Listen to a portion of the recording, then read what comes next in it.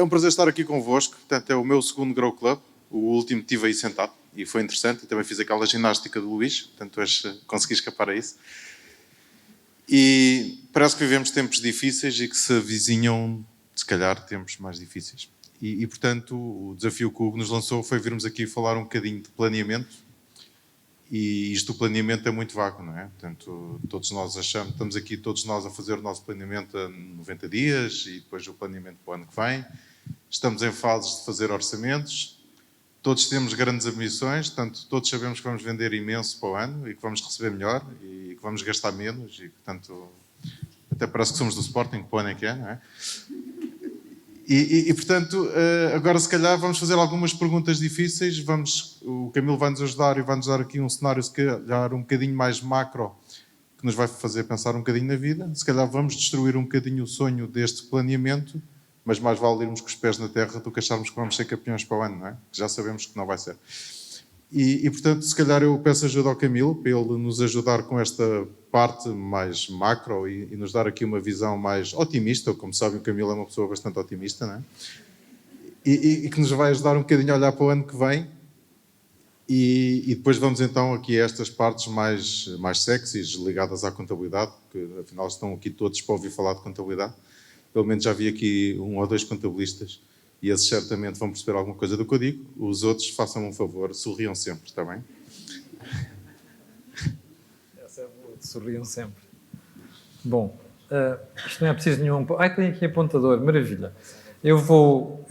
Isto é o coisinho, não é? Eu vou só passar aqui uns 4 ou 5 gráficos, porque quando a malta gosta de dizer que eu sou pessimista, há uma definição para pessimista, que é um realista com os pés no chão, não é? E depois, como eu te expliquei ontem numa coisa que nós fizemos na Guarda, porque houve um tipo que estava do outro lado e dizia assim, eu já o conheço, já o leio desde a revista Valor, portanto já lá vão 32 anos. Você precisava ser um bocadinho mais otimista. Eu depois tive que lhe explicar que eu não queria competir com o António Costa porque não consigo. É impossível competir com o António Costa. Não é? A diferença é que normalmente quando eu digo que vai haver uma bancarrota, vai haver, e ele diz que vai haver um La La Land, que é o que ele tem andado a fazer. Portanto, eu prefiro pôr os pés no chão. Eu vou passar para aí meio de gráficos, que é para vocês perceberem o que é que vem. Este que aqui está é a cotação euro-dólar. E olhem o que aconteceu agora aqui nas últimas semanas. O cruzamento de linhas, sendo que o euro nunca tinha estado nesta posição. E reparem na desvalorização contínua disto. E agora o que estamos aqui a ver, isto é 2022 e isto é a previsão para 2023. Eu sei que é difícil nós fazermos previsões, sobretudo taxas de juros, mas, que depois influenciam isto. Mas isto é um muito mau sinal, isto é o dólar. Porque nós já tínhamos uma pressão, né, sobre os preços motivada por excesso de dinheiro e pelo problema na alimentação e nos combustíveis, que tem a ver com, tirando estes dois, fica a inflação subjacente, o que significa que isto que aqui está a acontecer é mais um contributo para a subida de preços. Não é? Porque quando uma moeda desvaloriza, face a outra, nomeadamente em relação ao dólar, em que muita coisa é cotada em dólares, o que nós estamos a fazer é importar a subida de preços. Portanto, isto é mais um fator que se vai juntar à subida de preços e que vai, inclusive, colocar em sentido o Banco Central Europeu, como vamos ver a seguir. Isto que aqui está é a taxa de juro das obrigações no Reino Unido, a 30 anos. Vejam só, de 2021 para 2022, o que é que está a suceder. E isto aqui está, são as últimas semanas. Gráfico seguinte. Feios, porcos e bons. Isto que aqui está é a diferença, não são gráficos meus, são do Financial Times. Isto que aqui está é a diferença entre as taxas de juros a 10 anos entre a Alemanha e a Itália. Olhem só em 2022 o que é que está a suceder. Isto que aqui sucedeu é nas últimas semanas. Bom, como se deve perceber aqui, esta taxa de juros, este diferencial só não chegou ainda a 3 ou 4%, porque o BCE tem vindo ao mercado comprar dívida de Itália. Praticamente 2 meses depois de ter dito que ia deixar de comprar taxas de obrigações de países no mercado de dívida. Este gráfico seguinte que aqui está é a taxa de juros de mortgage, portanto, das hipotecas no mercado americano. Novamente, vejam só a evolução das taxas de juros de quem quer comprar habitação nos Estados Unidos. Isto é fevereiro. 3%, olha onde ela já está. 6,5%. No escasso espaço de 9 meses. Gráfico seguinte é uma história contadinha, com gráfico, sobre a forma como o Banco Central americano atuou, sempre em momentos em que era preciso subir as taxas de juros. E isto é a história de soft landings, portanto, uma aterragem sossegadinha, sem chatices, e depois a história dos hard landings, que é aquelas em que um tipo bate com o avião no chão e se calhar ainda parte do trem de aterragem. Esta é a história com uma grande vantagem, porque vem desde os anos 60. O gráfico não é meu, é do Wall Street Journal. Isto aqui está, são as taxas de juros de Portugal, Itália, Espanha e Alemanha. E é, como vocês percebem aqui, é o diferencial. Aqui está a Alemanha, depois está Portugal, depois está a Espanha ali a verde e depois estão os tipos chamados de Itália que já dispararam por ali acima. Novamente, só não vai mais acima porque o BCE lhe está a segurar com a mão por baixo. Este gráfico é do Conselho de Finanças Públicas, também não é meu. São tudo factos. Ok? E eu acho que ficamos por aqui em matéria de gráficos. Portanto, uma pergunta muito simples, mesmo para quem nunca estudou economia, nem estudou macroeconomia. O que é que acontece quando os bancos centrais têm de correr a subir taxas de juros? Vamos lá ver. Federal Reserve Bank, Banco Americano, foi o primeiro a aumentar taxas. Aliás, este não é o último gráfico. Pois não. Isto são as taxas de juros dos 10 anos nos Estados Unidos. Ok? Das obrigações. Isto que aqui está é a taxa de juros das obrigações do governo americano, também a 10 anos. Onde é que ela já está? E vejam onde é que ela estava no início do ano. E agora, o mais interessante disto tudo. A minha é melhor que a tua. A minha é do BCE. Está aqui a azul. E a dos Estados Unidos está aqui. Em fevereiro deste ano, a taxa de juros americana estava nos 0,25%. Já está em 3,25% e está desatualizado. A taxa do BCE começou a subir só em julho deste ano. Está em 1,25%. Portanto, vejam a diferença que há neste momento entre as taxas de juros europeias e dos Estados Unidos. Com muita probabilidade, nós nos próximos meses, até o final do próximo ano, esta taxa deve chegar muito próximo desta. Se é que não vai ficar mesmo ao mesmo nível. E agora, cá está, a taxa de juros americana atualizada, foi a última mexida do FED, 3,25%. Como veio no princípio do ano, em fevereiro estava em 0,25%. E isto chega para nós percebermos o que aí vem. Porquê? Quando os bancos centrais sobem muito rapidamente as taxas de juros, em velocidade e em dimensão, isto só quer dizer uma coisa, aterragem forçada. E desta vez vamos ter mais uma aterragem forçada nos Estados Unidos e vamos ter na Europa. O que é que nós estamos a ver nos últimos meses? Governantes, chefes de Estado e do Governo muito preocupados com isto, não é? Inclusive o nosso Presidente da República. Uma pessoa que ainda há poucos meses jurava que as taxas de juros não iam subir nem em 2022, nem em 2023, mas em 2024. Porque ele ouvia aquela senhora que está sentada em Frankfurt. E a verdade é que nós, de um momento para o outro, assistimos a mudança radical de discurso. A última conversa da senhora Lagarde na semana passada é que, afinal, vão mesmo ter que subir as taxas o que for preciso e com a violência que for preciso para segurar a inflação. O que é espantoso nesta brincadeira é que a malta não aprende, não é? Se nós fôssemos aos anos 70, aquele gráfico ali dos Estados Unidos nos anos 70 e que provocou a recessão, olhem para isto. Isto que aqui está, não é preciso ir à escola, não é preciso ir a uma faculdade de economia, não é preciso estudar macroeconomia. Este gráfico devia servir de conselho para toda a gente. Nos anos 70, quando esta brincadeira aconteceu, está aqui, nós tivemos um Banco Central muito complacente. Começou a perceber que a subida de juros, que a inflação estava a subir, não mexeu nos juros, mexeu tarde, mexeu pouco, e nós tivemos praticamente 10 anos de inflação elevada. Até que chegou um senhor que morreu há 2 anos, o senhor Paul Volcker, chegou lá e depois faz isto que vocês veem aqui. Taxas de juros violentamente em alta. Foi a única forma de segurar a inflação. A verdade é que isto serviu de lição e nós praticamente durante 20 anos tivemos taxas de juros baixas porque tínhamos inflação baixa. Ora, não é por acaso também que durante este tempo tivemos crescimento económico elevado. não é? Porque a inflação é um problema para o crescimento económico elevado, embora haja muitos economistas, sobretudo aqueles ligados à esquerda, que dizem que isto não afeta nada. Como se vê, afeta. E agora nós temos pela frente um problema.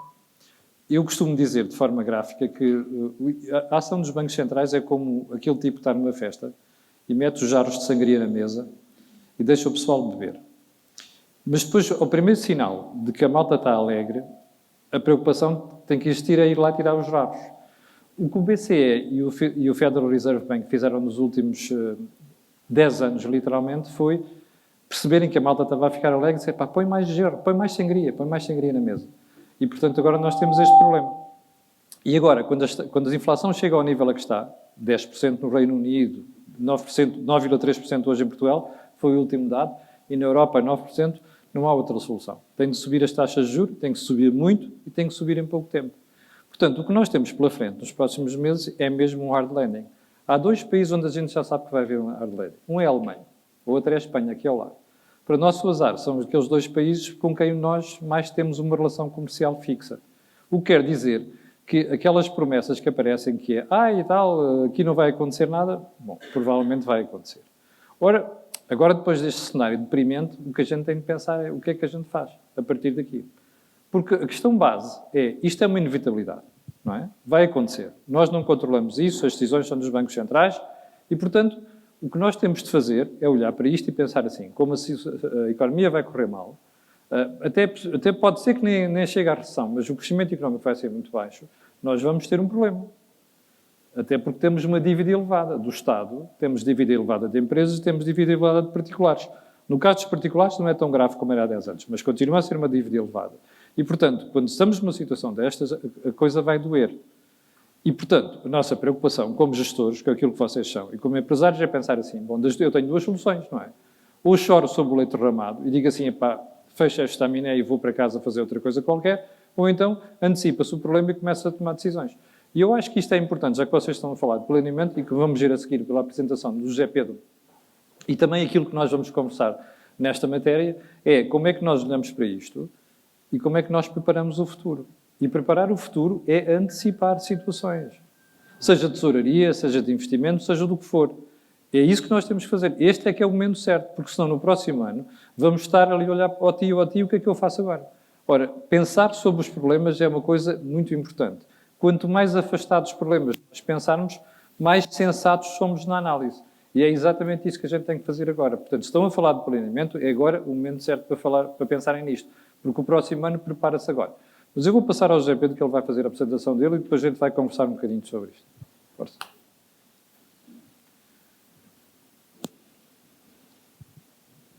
Estamos muito mais animados agora, não é? Eu gostei muito do que o Luís disse há bocadinho do action e não do reflection. Não sei se foram estas palavras, não é? Mas não vale a pena... Meditation. Não vale a pena nós avançarmos para a ação sem parar um bocadinho para pensar. E o desafio é se nós estamos a gerir bem a nossa casa, se nós temos conhecimento da nossa casa e o que é que fazemos com esse conhecimento. Ontem, na Guarda, houve um senhor que nos apresentou um problema tramado, porque aqui há uns anos, portanto, com a crise do subprime, ele descobriu uma coisa que acontece a muitos empresários. Descobriu que as contas correntes calcionadas são para ser pagas. E isso é terrível, porque há 2 créditos muito fáceis. É as contas correntes calcionadas, mas que de um momento para o outro o banco pode dizer que temos que pagar, e é chato. E o outro ainda mais fácil é não pagar os impostos. Mas é muito caro e até pode ser crime. E, portanto, às vezes, nestes momentos de crise, se nós não pararmos antes para pensar, se não conhecermos os nossos números, muitas vezes, se não nos fizermos a nós próprios perguntas desconfortáveis, muitas vezes temos dificuldade em fazer o tal planeamento e em saber o que é que vamos fazer a seguir. E, portanto, eu deixo-vos aqui alguns pontos que são importantes nós pensarmos. Portanto, o primeiro é, e para quem tem inventários não são aquela coisa que se inventa, inventários é aquela coisa que nós compramos para vender ou para transformar e vender a seguir. Qual é a gestão que nós fazemos dos inventários? No outro dia eu e o Camilo fizemos um Corporate Vision, Miguel é mais um programa do canal do Camilo, e no Corporate Vision convidámos o CEO da Quanto Custa, que dizia que vende mais se tiver inventário para entregar. Portanto, esta é a parte sexy de uma gestão de inventários eu tenho para entregar. Qual é a parte não sexy? É que eu empatei dinheiro e se não vender rápido, tenho ali o dinheiro empatado e ainda corro o risco que o inventário fique obsoleto. Portanto, este equilíbrio, eu acho que cada um vai saber qual é o seu equilíbrio. Não é? Gestão de tesouraria, portanto, isto acho que é uma coisa que eu odeio que me contratem. Às vezes alguns clientes contratam-me o serviço de gestão de tesouraria e na cabeça deles acabou-se o problema de tesouraria. Mas eu sou um mapista, eu só faço mapas. Eu digo o que é que vai acontecer. Mas na cabeça deles não, até ele contratou a gestão de tesouraria, como é que vai ter problema de falta de dinheiro? É impensável, não é? Portanto, é outro desafio que nós temos, conseguir planear a nossa tesouraria. O business plan, que é uma coisa que nós pensamos sempre que fazemos no início da empresa. Portanto, nós vamos criar uma empresa, fazemos um business plan. Talvez seja a coisa mais errada que nós fazemos. O business plan nós devemos fazer sempre. Eu vou comprar uma máquina, eu faço um business plan. Eu vou pedir um empréstimo ao banco, eu faço um business plan. Eu estou em setembro ou outubro a planear o ano que vem, eu vou fazer um business plan para 3 anos. Claro, depois vou fazer o orçamento para o ano que vem. E depois o business plan também não é um documento em PowerPoint, super sexy, que importamos uns gráficos de qualquer sítio para entregar ao banco e já enganamos um, não é? Isso é interessante para aquele momento, que é obter o financiamento que nós precisamos. Mas o business plan tem que servir para nós agirmos sobre ele, para nós olharmos e percebermos onde é que nos estamos a afastar do nosso business plan. Para nós, em qualquer momento que nos estejamos a afastar, voltemos a analisar o nosso business plan e nos voltemos a questionar quais são as nossas fraquezas, as nossas oportunidades, os nossos pontos de melhoria, etc. Portanto, e com isso ir revendo o nosso business plan. E graças a isso é que nós vamos decidir se investimos, se não investimos, qual é o retorno esperado que temos desse investimento. Portanto, há uma frase que eu aprendi na Action Coach, portanto, todos vocês aprenderam, que se chama testar e medir. E isso, quando nós investimos, quando decidimos investir ou não investir, temos que não só ter a capacidade de projetar o retorno desse investimento, ou da decisão de não investimento, como irmos avaliando sempre o que é que vai acontecer. Que nos leva a outra decisão, que é se alavancamos ou não alavancamos o investimento. Enquanto que aqui era fácil, e os bancos diziam-nos, não querem mais um financiamento, e como o custo do financiamento era barato, tirando o único problema que também era preciso pagar o capital, às vezes alguns empresários esqueciam-se, mas o juro, o custo do empréstimo era barato. Parece que não vai ser mais assim, parece que esse custo vai ser cada vez mais caro. Então temos que contar não só com a amortização do capital, como com o pagamento dos juros. Lá está o problema das contas correntes calcionadas. Era fácil dar crédito aos nossos clientes, porque era barato a utilização da conta corrente calcionada. Começa a não ser tão barato assim e pior ainda, porque nós vamos não amortizando a conta corrente calcionada, portanto vamos não resolvendo o problema e ela normalmente deveria servir para financiar a nossa atividade comercial, o nosso ciclo de caixa, portanto, a curto prazo. Se nós vamos usando essa liquidez para fazer investimentos, o que é que acontece? O banco vai ficando cada vez mais desconfortável connosco. Então o juro vai ficando cada vez mais caro. E nós vamos dizer que a culpa é do banco, como o senhor ontem nos disse na guarda. E um tema grave é o custo do trabalho em Portugal. Não é? Portanto, até me admira que o Camilo hoje não falou nisso. Falou no programa dele, não falou aqui. Parece que vamos ter aqui a benesse de baixarmos o IRC se aumentarmos os salários. Não é? O problema é quanto é que custa um salário. O problema é que cada vez que nós aumentamos um salário, quanto é que vamos aumentar de encargos com a Segurança Social? Portanto, para que o nosso colaborador sinta um aumento no salário líquido, quanto é que isso nos custa a nós? Com a Segurança Social, com o IRS, e já não vamos falar de outros encargos adicionais, seguros, etc. Portanto, eu vou percorrer estes pontos todos sem tentar não vos massacrar muito. E convém, quando falamos da gestão de inventários, e depois nós podemos estar aqui agora a tarde inteira a falar de gestão de inventários, que é uma coisa que eu acho que vos apetece. O que é importante é nós sabermos que os inventários, e isto é a definição técnica de inventário, são detidos para venda no decurso das atividades ou no processo de produção para que ocorra essa venda, no mais curto espaço de tempo. Portanto, esta é a definição de inventário. Desafio às empresas que aqui estão e que compram e vendem produtos. Não é? Vão ver a vossa lista de inventários, vão ver há quanto tempo estão lá alguns bens, ou pior ainda, que estão na lista e se calhar já não estão, e vejam se aquele ativo ainda existe, se aquele inventário ainda é vendável. Quando é que o vão transformar em dinheiro? E esta gestão, que já é uma gestão de risco, também nos leva à gestão do dia-a-dia. Não é? É melhor eu ter inventário disponível para aumentar as vendas? É melhor eu ter não ter inventário e sujeitar-me a vender menos porque não tenho para entrega e vou encomendar no momento que o cliente me encomenda, essa gestão é sempre vossa. Portanto, aqui o que importa é olhar para os inventários de uma forma séria e planear o 2023.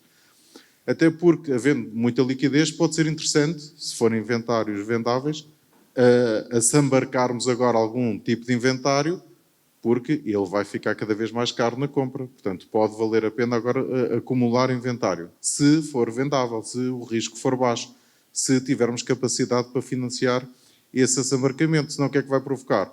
Uma estrangulação na nossa liquidez, porque gastamos o dinheiro todo nos inventários e agora nunca mais se vende, não temos dinheiro para os salários, para os impostos. Não se esqueçam que, e vamos falar de gestão de tesouraria, quando temos que escolher a primeira coisa a pagar, é sempre o contabilista. Porque é ele que nos vai responder a esta pergunta e a outras. É ele que vai fazer com que nós consigamos cumprir com as nossas obrigações. É ele que vai fazer com que, quando o banco nos pede contas, que nós tenhamos contas para entregar. Quando o Estado nos pede contas, que tenhamos contas para entregar. E até vos desafio a mais. Quando vocês forem agora relacionar-se com uma empresa, seja para comprar ou para vender, vejam as contas delas. É para isso que serve a contabilidade. Vocês não querem comprar a uma empresa que não vai ter capacidade de vos fornecer. Nem querem vender a uma empresa e dar preferência a um cliente que não vai ter capacidade para vos continuar a comprar. Portanto, nunca tenham vergonha de lhes pedir as contas, como os bancos fazem convosco. Não é? Os bancos normalmente pedem-vos as contas e o que é que vocês fazem? Telefonam ao contabilista e dizem: olha, manda-me um balancete. E depois ninguém olha para o balancete, porque aquilo é horrível. Não é? Está aqui contabilistas na sala? Quantos contabilistas? Miguel, tu também és. 3. Portanto, estes 4 contabilistas que sabem que é horrível olhar para um balancete. E que todos vocês não sabem que é horrível olhar para um balancete. Sabem porquê? Porque não olham. Porque aquilo é realmente horrível. E quando nós vamos entregar um balancete ao banco, aquilo é a fotografia da nossa casa. Convém nós sabermos o que é que lá está. Portanto, também não tenham vergonha de exigir ao vosso contabilista informação em português e não em contabilês, para que, quando forem entregar ao banco, saibam o que é que lá está. Sempre que tiverem vontade de fazer esta pergunta, façam-na. Porque isto acontece muito. Porquê é que nós temos lucro e não temos dinheiro? Porque vamos atrás das vendas. Portanto, hoje, os grandes gestores são os que vendem muito. Parecem os fiscais das finanças. Os grandes gestores são os que passam muitas multas. Os grandes fiscais são os que passam muitas multas. Mesmo depois no tribunal se resolva e que a multa não seja cobrada. Aqui as vendas é a mesma coisa. Eu vendo muito, sou um vendedor espetacular. Depois, se o cliente não pagar, o problema já não é meu. Entretanto, a empresa teve que pagar ao fornecedor, teve que pagar o IVA, teve que pagar os salários e, portanto, temos lucro, mas não temos dinheiro. E o que é que vamos fazer? Vamos a correr ao banco, pedir uma conta corrente calcionada, porque é fácil de obter, ou então não pagamos o IVA, que ainda é mais fácil, e começam aí os nossos problemas. Não pagar o IVA é um bocado chato. Pedir uma conta corrente calcionada não tem nada de errado. O que tem de errado é nós não planearmos o que é que vamos fazer com o dinheiro e não sabermos para que é que serve o dinheiro. Portanto, o vosso primeiro desafio é traçar um plano para as próximas 12 semanas e verem o que é que vai acontecer à vossa tesouraria. Perceberem onde é que há escassez de tesouraria. A Action Coach tem uma ferramenta para gerir tesouraria. A Vision também tem uma ferramenta para gerir tesouraria. Eu não vou dizer se a minha é melhor que a deles, vou só dizer que a minha não é em Excel. Portanto, se quiserem apagar uma linha, não podem. Okay? Portanto, podem ir ao nosso site e descarregam o Vision.cash. Tem 30 dias gratuitos. Depois daí para a frente, acho que é uma fortuna, mas depois está lá escrito, não sei o preço de cor. E conseguem fazer aí o planeamento de tesouraria e arrastar o que é que têm a pagar, o que é que têm a receber e perceber o que é que vai acontecer. E antecipar a negociação com os clientes. Às vezes é preciso pedir ao cliente para pagar mais cedo. Normalmente eles aceitam isso. Outras vezes é preciso avisar o fornecedor que vamos pagar mais tarde. Portanto, há duas que normalmente não se conseguem negociar, o contabilista e os impostos. Todos os outros normalmente são negociáveis. E muitas vezes é preciso ir ao banco.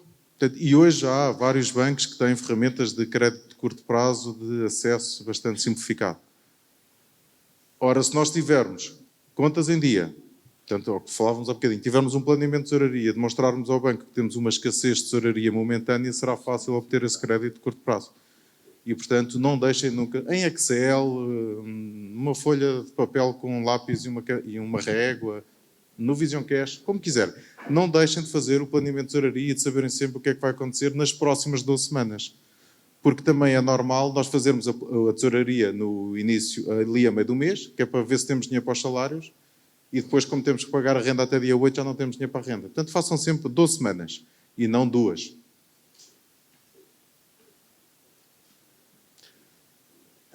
A informação financeira, que mesmo que nós vamos além do balancete, continua sempre a ser difícil leitura. Balanço, demonstração dos resultados, demonstração dos fluxos de caixa. Existe um tradutor espetacular para isto. Chama-se contabilista. Falem com eles. Porque a demonstração dos resultados vai-nos dar sempre a análise da nossa performance. Vai-nos dizer se nós estamos a ganhar dinheiro e se depois transformarmos isto numa análise mais analítica, vamos perceber aonde é que estamos a ganhar dinheiro, aonde é que estamos a ganhar mais. Já o balanço vai-nos dar uma fotografia da nossa empresa a esta data. Eu sou capaz de honrar os meus compromissos, eu tenho uma boa estrutura de autonomia financeira, uma boa estrutura de solvabilidade, tenho um balanço equilibrado, tenho umas necessidades de fundo de maneio muito desajustadas do meu fundo de maneio, então como é que eu vou financiar isso? Portanto, o balanço dá-me sempre uma fotografia a uma determinada data. E os fluxos de caixa, que os contabilistas não gostam, verdade? Os fluxos de caixa mostram-nos a nossa capacidade de transformar o resultado em caixa. Então não deixem de olhar para isso. Porque não adianta termos um bom resultado se não o transformarmos em caixa. E eu, ao princípio, quando montámos a Betalk, eu dizia ao meu sócio assim, o dinheiro não é o mais importante, o importante é nós crescermos e arranjarmos trabalho. E ele dizia-me sempre assim, Zé Pedro, se os clientes pagarem é melhor. E ele tinha razão. Ok? Portanto, não se esqueçam disso. Portanto, se tivermos capacidade de transformar em caixa é melhor. E vamos, então, antecipar sempre as tais 12 semanas para termos a certeza de que vamos conseguir honrar esses tais compromissos. Eu não sei se sabem, as empresas em Portugal não vão à falência por terem prejuízo. As empresas em Portugal e no mundo vão à falência porque não conseguem honrar os seus compromissos. Até podem ter lucro e ir à falência na mesma. Porque quem pede a falência é o credor que não recebe. E, portanto, é sempre bom antecipar as semanas. Voltando ao plano de negócios, e tanto para, também acho que é um tema que nós devemos ter sempre muita atenção, é o que é que nós vamos fazer no próximo ano, o que é que vamos fazer nos próximos 3 anos, o que é que vamos fazer nos próximos 5 anos. E depois nunca perder este plano de negócios de vista. E portanto, implica percebermos não só a parte financeira, portanto, onde é que vamos investir, como é que vamos financiar esses investimentos, qual é o retorno desses investimentos, como é que vamos financiar as nossas operações, podemos ou não podemos antecipar alguns benefícios fiscais, podemos ou não podemos antecipar alguns apoios para estes nossos investimentos. Mas não esqueçam também de fazer uma análise menos financeira, e essa o contabilista pode ajudar, mas é vossa, que é quais são as vossas vantagens competitivas, como é que vão transformar as oportunidades em negócio, como é que vão transformar as ameaças em não ameaças e assim sucessivamente. Portanto, qual é o vosso plano estratégico? Sem um bom plano estratégico, os orçamentos vão ser sempre muito falíveis, porque vai resultar daquela análise básica de olhamos para a contabilidade, espelho retrovisor e projetamos para a frente GPS. Ora, se nós conseguirmos antecipar as curvas, onde é que estão os acidentes, um bocadinho como no Waze, onde é que está o radar, onde é que está o polícia, não sei o quê. Portanto, vamos conseguir projetar melhor este nosso business plan e vamos conseguir ir afinando cada vez mais este business plan. E este é um desafio que vos é colocado a vocês. Chamem o vosso contabilista, paguem-lhe qualquer coisa a mais para ele se sentar convosco, estou a ser vosso amigo, e façam um business plan com pés e cabeça, de forma a que vocês próprios consigam ir sempre acompanhando o que é que vai acontecer. Não se esqueçam dos conselhos do Camilo, da macroeconomia, os juros vão aumentar, as empresas vão ter mais dificuldades em comprar, vão ter mais dificuldades em pagar.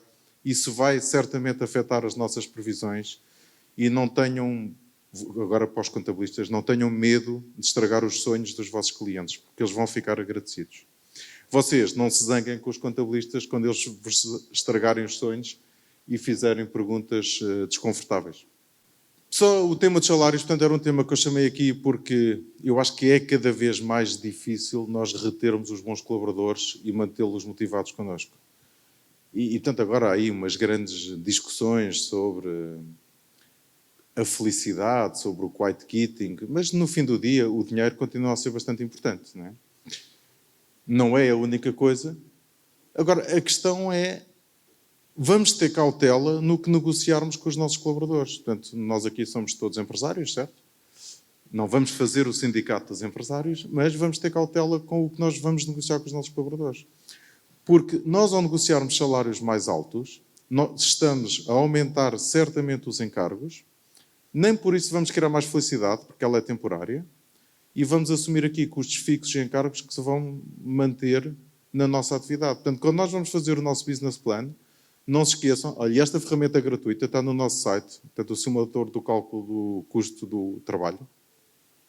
Portanto, podem usar à vontade, podem calcular a partir do líquido, do bruto, do custo para a empresa, para perceberem que cada vez que vocês prometem a um colaborador mais 100 euros por mês, quanto é que isso vai custar. E depois não deixem, antes de tomar as decisões, de falar com o vosso contabilista e perceber se existem ou não soluções alternativas para que esses colaboradores se mantenham felizes, até possam ganhar mais qualquer coisa e não seja tão caro. E, sobretudo, não seja tão caro e não seja tão permanente, porque eu não sei, nós não sabemos se o futuro é muito ou pouco risonho, portanto, eu sou mais otimista, eu sou mais António Costa, né? Sou mais otimista do que o Camilo, mas, na verdade, nós temos que estar cautelosos, porque se precisarmos de encolher a nossa atividade, é muito difícil se tivermos a nossa atividade assente em custos fixos. Sendo que hoje um dos grandes problemas dos custos fixos são precisamente os custos com a massa salarial, que ainda por cima tem um custo que é visível, que é quando as pessoas levam para casa, e um custo que não é visível, que é tudo o que nos custa em cima disso, e que as pessoas nem sequer têm essa percepção de valor. Também não estou a dizer agora vamos transformar toda a gente em recibos verdes, mas pode ser um caminho, e há outros. Ou vamos transformar componentes de aumento salarial em componentes mais variáveis, se calhar com pagamentos através de PPRs, que vamos incentivar a poupança, que não têm cargos com a Segurança Social, etc. Portanto, ficam aqui algumas dicas. Não deixem de usar a ferramenta da simulação para cálculo dos custos com o trabalho, dos custos com os colaboradores, porque, de facto, pode ser um instrumento que nos ajuda nestas decisões e, sobretudo, nestas decisões na fase de planeamento. Se tiverem dúvidas, podem-me contactar. E agora vamos entrar aqui na conversa com o Camilo, mas, portanto, quem quiser fazer o scan tem ali os meus contactos. E não se preocupem em abusar nas perguntas, porque eu sei sempre quando é que devo mandar a proposta. Há uma coisa que nós temos tendência a fazer, pessoal, capital intelectual, nós temos tendência a fazer nestas alturas é onde é que eu posso cortar? E às vezes a primeira coisa onde a gente pensa que pode cortar é nas pessoas. Nós estamos num momento em que há um déficit de talento, não é? Todos nós percebemos isso, por isso é que certas profissões não há players, e noutras o custo desses players é muito grande. Portanto, há colaboradores que vão custar o que tiverem que custar. Não vale a pena cortar aí. A diferença é perceber qual é que é o aporte que esses colaboradores trazem. Se fazem a diferença ou não. O que é que me interessa a mim? Saber se vou pagar mais 1.000 euros ou mais 2.000 euros, se eu descobrir que, num momento difícil, aquela pessoa tem as ideias e o modo de executar que me vai evitar ter problemas com tesouraria, por exemplo. Não é? O que é que me interessa a mim saber se a pessoa vai custar mais 1.000 ou 2.000 euros, se eu sei que aquela pessoa pensa bem? E depois isto leva-nos à segunda parte, que é, quando nós estamos em dificuldades e quando passamos por momentos muito difíceis, a nossa tendência é focar, não é? O problema é que quando a gente foca, perde a visão periférica. E deixa de olhar para a floresta, olha só para a árvore. Isto é a pior coisa que pode acontecer. O que é importante nestas alturas, e olhem que vêm momentos difíceis, é ter gente que está a olhar sempre para a estratégia e para aquilo que vai acontecer nos 12 meses ou nos 24 meses a seguir. E essas pessoas devem estar adstritas àquilo. O resto, olhar para o problema em concreto, não deve ser a função de quem está em cima. E por isso é que nós temos que ter mesmo colaboradores bons, mesmo que eles custem dinheiro. Isso é uma questão fundamental. Agora vamos aqui à conversa. Vamos a Pedro. Estávamos ali a falar há bocadinho sobre aquilo que aquele fulano dizia lá em cima na guarda ontem, dos bancos, mas havia outro problema além desse. Que é assim, nós temos tendência a pensar que os bancos são o mal da fita. Não se esqueçam de duas coisas. Primeiro, quando se facilita a vida a um banco, e nós vimos isto ontem, isto é pago por alguém. Quando a gente diz assim, aquele banco tem um controle de risco muito apertado, não concede crédito, é quando eu fico sossegado, eu como cidadão. Porquê? Primeiro, Porque eu sei que aquele banco vai ter cuidado com o controle de risco e, portanto, há clientes que com ele não vai trabalhar. Porque vão ser um problema. E depois, já a segunda componente, nós vimos ontem também, quando os bancos têm problemas, isto sobra sempre para alguém. Chama-se Zé Pagante. Também conhecido como o clube dos tansos fiscais, que depois pagam isto com impostos, estão a ver? Portanto, não vale a pena nós chamarmos nomes à banca. Não vale a pena nós chamarmos nomes às companhias de eletricidade e de energia. Não vale a pena nós chamarmos nomes às seguradoras. Não vale a pena. Nós temos que olhar para a situação e dizer assim, como é que a gente dá a volta para cima? Bom, José, olhando para aquela questão que tu falavas no outro dia com o Pedro, do quanto custa, quando nós fizemos o Corporate Vision, estavas a falar da questão do inventário, mas houve ali um pormenor muito interessante, que ele nos revelou, que foi, alterando o prazo da entrega dos produtos, as vendas subiam mais 50%. Podes explicar porquê? Até posso explicar na primeira pessoa. Eu, há 15 dias, resolvi dar um mergulho na piscina e levei o telefone comigo. E agora tenho um telefone super sexy cor-de-rosa, que é da minha filha. Porquê? Porque fui ao site a quanto custa e vi lá vários telefones à venda e o telefone que me agradou tinha vários preços. Portanto, qual é que eu escolhi? O mais barato. E de facto dizia, estoque disponível, entrega em 7 a 20 dias. E eu pensei, se está disponível, está disponível. Ao fim de 8 dias, eu pensei assim, não, é melhor telefonar para a empresa e portanto, não foi no marketplace deles, foi através deles, com uma loja parceira. E liguei para lá. E atendeu uma senhora, que era brasileira, mas isso não interessa nada, só pela graça do sotaque. E eu dizia, olha, eu vi que o estoque estava disponível, vi que a entrega era de 7 a 20 dias, eu percebo que não consiga entregar-me em casa tão rápido, mas eu vou buscar a loja. E ela respondeu, 7 a 20 dias, ainda não passou não. E tivemos nisto uns 10 minutos até que eu desisti. E o que o Pedro nos disse foi que se tiver capacidade de entrega rápida, aumenta as vendas em 50%. Mesmo que o preço seja mais elevado. Eu estou muito arrependido de não ter comprado o telefone de 100 ou 200 euros mais caro. Embora faça um sucesso com o meu telefone cor-de-rosa, na verdade não consigo fazer muitas coisas que fazia com o meu outro telefone porque não tem capacidade. E tanto estava à espera daquele telefone para poder trabalhar, porque hoje em dia nós trabalhamos mais pelo telefone do que quase com o computador, não é? E portanto eu preferi o preço e tramei. E foi isso que o Pedro explicou. E reparem uma coisa, isto não é Espírito Santo da orelha, não é Espírito Santo que nos ilumina e nós descobrimos isto. O que é que a Quanto Custa fez?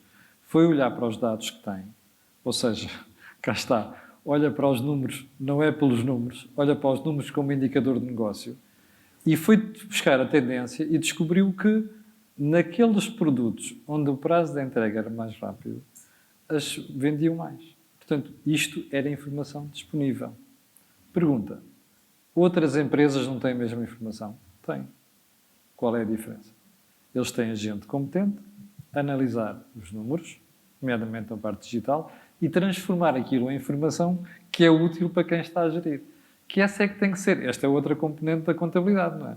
Nós estávamos habituados a olhar para a contabilidade, e quem é da contabilidade aqui sabe isso, como number crunchers. A contabilidade não é isso. Até porque, como diz José Pedro, nós olhamos para os números e prestamos a ver o retrovisor. E a nossa preocupação não é essa. É que os números sirvam de GPS. Certo? Certo. E cada vez mais temos que cruzar a informação contabilística com a não contabilística. Eu não sei se vocês sabem, por exemplo, a CIBS, toda a gente sabe o que é a CIBS, tem disponível um Analytics que nos dizem as tendências dos compradores que pagam por multibanco. Qual é a hora que mais compram por setor, qual é a geografia que mais compram, e hoje a maioria das compras são pagas por multibanco. Quantos de vocês já olharam para isso? Quantos de vocês já cruzaram isso com o reporting da contabilidade, com a vossa análise de stocks? Com esta análise que o Pedro fez na Quanto Custa. E isto é o desafio permanente da contabilidade, é transformar a informação que está disponível em informação que nos é útil. Porque, da mesma forma que o Pedro chegou à conclusão que se tiver para entrega rápida vende mais, ele tem uma vantagem enorme sobre a maioria das empresas. É que o estoque não é dele. Ele é só um marketplace, o estoque é das lojas. Então, as lojas têm outro desafio. Elas sabem que se tiverem para entrega, vendem mais depressa. Mas também sabem que se não venderem, o produto vai ficar obsoleto. Portanto, esse é o grande... E, sobretudo, estamos a falar, por exemplo, de tecnologia, Portanto, eu faço uma aposta em estoque de iPhone 13, agora sai o 14, eu ou despacho aquilo depressa, ou então ele vai ficar obsoleto. Mas, por outro lado, se eu tiver para entrega, resolvo o problema dos malucos que vão para a piscina com o telefone no bolso, não é? E, portanto, este equilíbrio é que é o mais difícil. Isto resulta sempre da análise dos nossos números e, de preferência, quando conseguimos casar os nossos números com a informação que está disponível, seja da CIBS, seja das centrais de balanços, seja do Banco de Portugal, etc. Portanto, quanto mais nós conseguirmos comparar, e isto é uma das funções da informação financeira, mais vamos conseguir antecipar os nossos problemas e fazer estas análises que são sempre nossas. Nós é que conhecemos as nossas vendas, o nosso mercado. Nunca é demais pegar naquela questão da gestão de tesouraria, porque todos os programas que nós fazemos, nas sessões que fazemos com pessoas na sala, esta é uma das questões mais importantes, não é? Porque a tentação que nós temos muitas vezes é correr a vender, não é? Porque o que é mais enticing, então para aquela malta que recebe resultados, não é? Epá, eu vendi mais. Como é que se concilia, José Pedro, esta pressão para a venda com a necessidade de receber para ter dinheiro em caixa? Eu acho que começa sempre por nós conhecermos bem o nosso mercado e os nossos clientes. Não é? Portanto, nós podemos só conseguir vender e receber a 120 dias. Desde que nós saibamos que essa é a regra do jogo, então vamos ter que criar margem suficiente para que cada vez mais consigamos financiar o nosso ciclo de caixa com capitais próprios. Eu, para isso, tenho que criar margem. Porque as empresas em Portugal, como todos sabem, têm capitais sociais muito elevados e toda a gente mete imenso dinheiro no negócio. Não é? E houve alguém que se lembrou de criar empresas com capital social de €1. Ora, essas empresas nunca vão ter capitais próprios para financiar o ciclo de caixa. Vão ter que ir aonde? À banca. E a banca tem facilitado esse processo. Nós vamos ter que ir acumulando margem não distribuível para conseguir financiar o ciclo de caixa com o nosso dinheiro. Senão, o que é que vai acontecer? Vamos estar sempre dependentes da boa vontade da banca. E cada vez que há uma pequena constipação na economia, que a taxa de juros sobe, que os bancos ficam mais apertados para resolver contas calcionadas, que ficam mais apertados para conceder crédito, o que é que acontece? Nós vamos deixar de conseguir fornecer aos nossos clientes. Porque negociámos mal, mas foi o que o mercado permitiu. Portanto, o mercado diz, não, nós só pagamos a 120 dias. E nós sabemos que o nosso fornecedor até exige o pagamento a 15 dias e que ainda demoramos um mês entre a compra e a venda. Portanto, temos que ter capacidade de financiar isto. Ora, se não tivermos um bom planeamento de tesouraria, nem sequer vamos conseguir aguentar 2 ou 3 meses porque estamos sempre em déficit. E como estamos sempre em déficit, não vamos conseguir pagar salários, pagar impostos, pagar ao contabilista, pagar aos fornecedores e vão começar os nossos problemas. Portanto, o desafio é sempre esse, conseguirmos analisar e, ao mesmo tempo, capitalizar estas nossas necessidades de financiar o ciclo de caixa. Portanto, entenda-se o ciclo de caixa desde o momento em que pagamos ao fornecedor até que recebemos do cliente.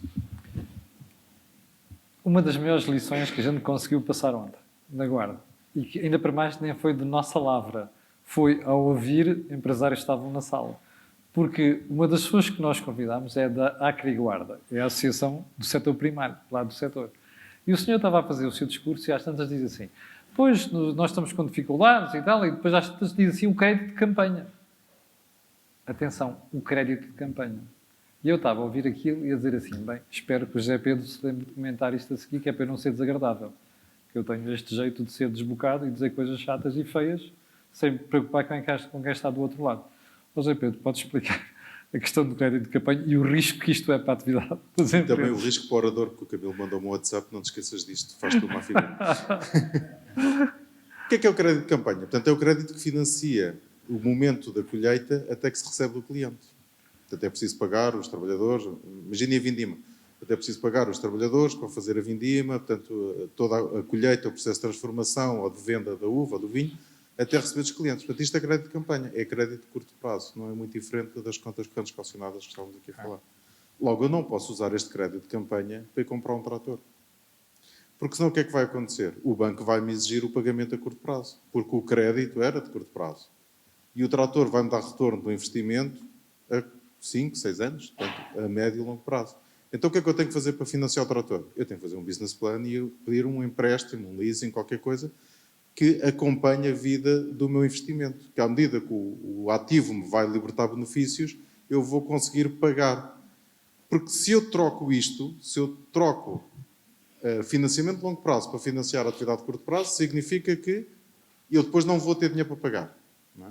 Se eu faço o inverso, significa que o banco vai exigir e eu não tenho. E o que é que isso vai provocar? Uma nova negociação com o banco, aumento da taxa de juros. Por isso o senhor ontem na Guarda dizia que os bancos são os malandros, porque cada vez que ele não pagava a conta calcionada, aumentavam-lhe a taxa de juros. E ele continuava a ser a mesma pessoa. Ele dizia, eu vou pagar. E o banco dizia, eu acredito, só que é mais caro. E, portanto, deu-se ali uma conversa de surdos, não é? Claro, ele não percebia que o risco estava a aumentar. Portanto, o banco estava a fazer a sua função. Ou seja, se eu fosse cliente do banco, se eu tivesse depósitos naquele banco, eu ficava felicíssimo. Não é? Porque aquilo é a garantia que os meus depósitos estavam seguros. Agora pensei nesta questão que o José Pedro está a falar do crédito de campanha. Eu estava a ouvir aquilo e pensar assim, não é possível. Pá. A gente está em 2022, a informação disponível hoje está por todo o lado, nós temos case studies, tudo a mais alguma coisa, e como é que ainda se faz e comete este erro?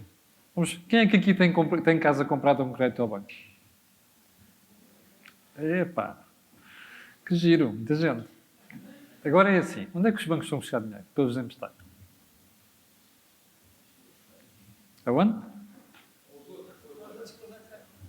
Aos outros bancos. Aos clientes, depósitos. Muito bem. Mas também pode emitir obrigações para vos financiar. Mas também pode ir ao mercado interbancário buscar dinheiro para vos emprestar. Sabem o que é que aconteceu em 2008? Os bancos sempre estavam dinheiro para a compra de casa há 30 anos e onde é que se financiavam? No mercado monetário. Nossa Senhora. Estão a ver? Isto que o José Pedro está a dizer sobre empresas do setor primário, mas que se estende a outros setores, foi feito pelos bancos em 2008. O que é que aconteceu? De um momento para o outro houve um problema financeiro. As taxas no mercado monetário dispararam e os bancos estavam-se a endividar a 7, 8, 10% com empréstimos a 2%. Isto não bate certo. A curto prazo, não pode financiar investimento. Nem pode financiar a longo prazo. E muito menos nestas alturas, estão a ver. Isto é um lembrete, parece evidente, mas não é. Nós esquecemos disto no dia-a-dia. Vejam a situação atual. Viram os quadros das taxas de juros. Aquilo vai se repercutir nas empresas.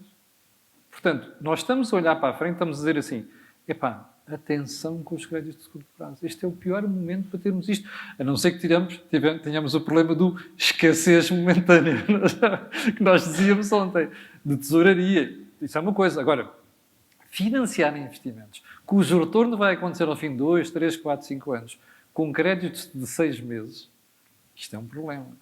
Portanto, são estas coisas que nós temos que pensar agora. Planear e antecipar o problema. José Pedro, uma das coisas que falámos naquele programa também sobre planeamento, antes de irmos aqui à ação para perguntas e respostas, foi, imagina que nós estamos a olhar para a frente e detectamos que há um problema. Qual é a primeira medida a tomar? Vamos fazer isto, vamos parar para pensar. Vamos perceber como é que esse problema nos vai afetar. E hoje estamos a viver isso. Nós sabemos que as taxas de juros vão aumentar. Então vamos assobiar para o lado e manter os nossos créditos frescos e fofos como se nada fosse acontecer? Vamos continuar a vender àqueles clientes que nos pagam mal e que implicam nós adiantarmos o IVA? Ou vamos, se calhar, até encurtar um bocadinho a nossa atividade para sermos mais saudáveis, mais sólidos? Se calhar íamos fazer um investimento numa máquina espetacular que nos vai permitir vender mais a um cliente, mas um cliente que paga mal, então faz sentido nós irmos endividar para fazer este investimento e depois não conseguirmos receber do cliente? Vamos negociar com esse cliente pagamentos de forma diferente? E hoje em dia a banca tem aí instrumentos muito interessantes. Portanto, eu não sei se vocês sabem a diferença entre confirming e factoring, por exemplo, não é? Portanto, se vocês... Mas há muita gente que não sabe. Mas eu vou só dar uma dicasinha. Se vocês fizerem um factoring para cobrar as faturas dos vossos clientes e eles não pagarem, o que é que acontece? Vamos ter que pagar nós. O banco tira-nos o dinheiro da conta. Não é? Mas se convencerem o cliente a fazer um confirming, o que é que acontece? O problema passa a ser dele. Se ele não pagar, ele é que tem que se entender com o banco. Portanto, até vale a pena fazer um desconto se o cliente aceitar pagar com confirming em vez de ser com factoring. Não é? Isto são instrumentos que estão disponíveis, mas que infelizmente estão mal divulgados, portanto estão um pouco conhecidos. E hoje em dia os bancos até estão interessados em fazer isso. E agora com a taxa de juros aumentar, se calhar ainda mais interessados estão. Portanto, também nós temos que ser inteligentes na negociação com os nossos clientes. E também agora vamos ter outra coisa importante, que é vai começar a ser valorizada a nossa capacidade de pagar aos nossos fornecedores. Então vamos negociar com os nossos fornecedores descontos de bom comportamento, não é? Portanto, porque porque o nosso fornecedor vai nos querer vender se sabe que nós vamos pagar. E tanto o que vamos fazer sempre quando sabemos que vai haver um problema é antecipar. É parar para pensar, antecipar, planear, business plan, plano de tesouraria e antecipar. E não pode haver dúvidas, no momento em que a gente tiver que tomar medidas difíceis, não pode haver dúvidas. Até porque se a altura em que nós tenhamos de tomar decisões difíceis é agora. E isso é mais facilmente percebido por quem está na equipa. E uma coisa muito importante. Nada disto se faz sem envolver as pessoas todas, ok? Isto nunca pode ser apenas top-down. As pessoas têm que perceber as medidas que estão a ser tomadas e têm de as engolir. E têm de se tornar donos delas. Porque senão cai muito mal para aquilo que é quadros médios para baixo e depois nós temos aquela conversa da alcatifa, né? A rádio alcatifa, que vai gerando mal-estar na empresa. Ora, a pior coisa que nós podemos ter no momento de dificuldades, no momento de crise, é mau ambiente. E muitas vezes o mau ambiente, acreditem nisto, porque eu tenho uma experiência muito grande de passar por várias empresas onde isto aconteceu. O mau ambiente às vezes gera-se apenas por má comunicação. Apenas, atenção ao apenas, por má comunicação. A gente viu isto muito na empresa que o Miguel estava ali a falar há bocadinho, onde nós estávamos, na ACJ. De repente nós crescemos de 5 milhões de euros para 35 milhões de euros. Tínhamos um diretor-geral verdadeiramente fora de série. Espantoso. Com mau feitio, mas muitíssimo bom. Mas eu não me preocupo com o mau feitio. Preocupa-me ser bom em saber para onde é que a gente vai e saber executar. E, de repente, quando tivemos mudanças de direção, foi um problema precisamente pela falta de comunicação top-down. É preciso que as pessoas percebam as medidas e é preciso que as pessoas se tornem donas das medidas. Porque sem a cooperação de toda a gente, primeiro, reparem, as pessoas estão em contacto com os clientes, não é? Sobretudo naquelas empresas grandes, quem está cá em cima tem um deficiente contacto com os clientes. Eles sabem o que é que está a passar. Sabem quais são as angústias, sabem quais são os problemas. Ora, esse feedback é muito importante. Quando começa a haver problemas de comunicação, isto é tudo um sarilho.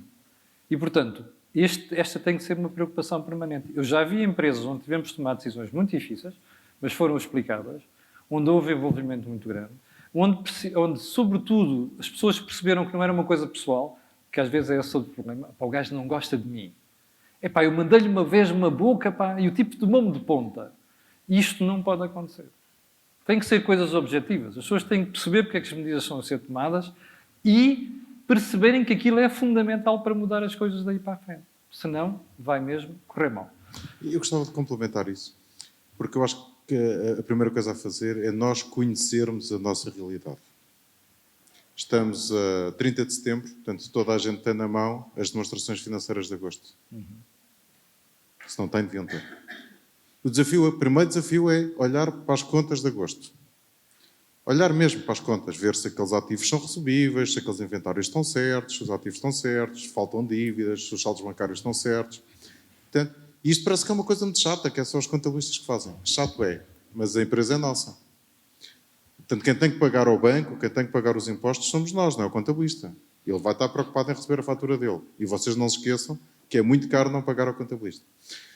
Portanto, a primeira coisa a fazer é conhecer os nossos números. O outro desafio... Podes dar o exemplo de ontem. O senhor que disse que deixou de pagar ao contabilista depois... É verdade. O senhor que estava zangado com o banco estava zangado consigo próprio porque deixou de pagar ao contabilista. Foi dito por ele, não foi por mim.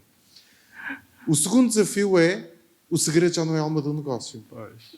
Então chamem os vossos empregados e mostrem-lhes as contas. Vendemos tanto, recebemos tanto, falta receber tanto, as vendas caíram, as vendas aumentaram. Bora lá dar a mão. Vamos ter que cortar nos salários. Uma decisão difícil, uma comunicação quase impossível.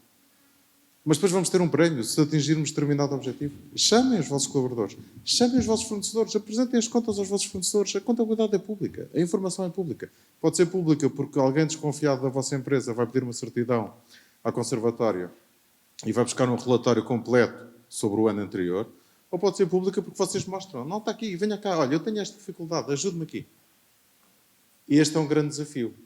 Primeiro, conhecer, porque acredito que muitos empresários, não será o caso desta sala, mas muitos empresários não conhecem os seus números, nunca olharam para as suas contas. Não tenham medo de ser exigentes com o contabilista, contabilistas não tenham medo de pedir mais dinheiro por isso.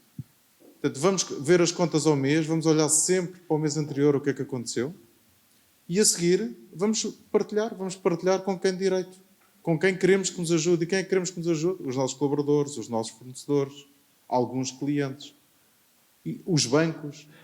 Não é preciso o banco pedir-nos um balancete. Não. Nós vamos ao banco, queremos negociar crédito de curto prazo, de longo prazo, o que for, e entregamos. Entregamos um business plan se for de longo prazo, entregamos as contas para mostrar que somos uma empresa espetacular, mas que tem escassez momentânea de tesouraria.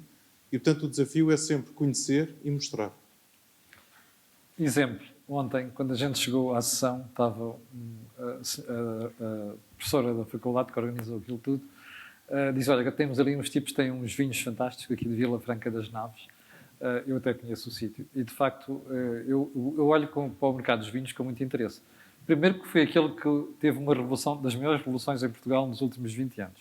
Nos últimos 30. Em que nós éramos uma coisa que fazíamos vinho a martelo. Enfim, é chato dizer vinho a martelo, mas enfim. Fazíamos uma zorrapa autêntica e agora fazemos vinhos de altíssima qualidade, que não desonram nada, face a franceses, italianos e não sei o quê. E em segundo lugar, porque nós temos um desafio muito grande. Quando a gente tem um mercado tão indiferenciado como é o dos vinhos, a questão é como é que eu me diferencio do meu concorrente.